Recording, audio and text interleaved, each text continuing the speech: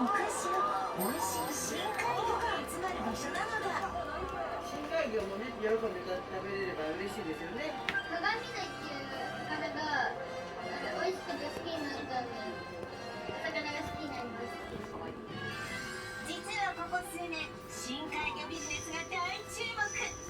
深海魚専門の通販もできるほど。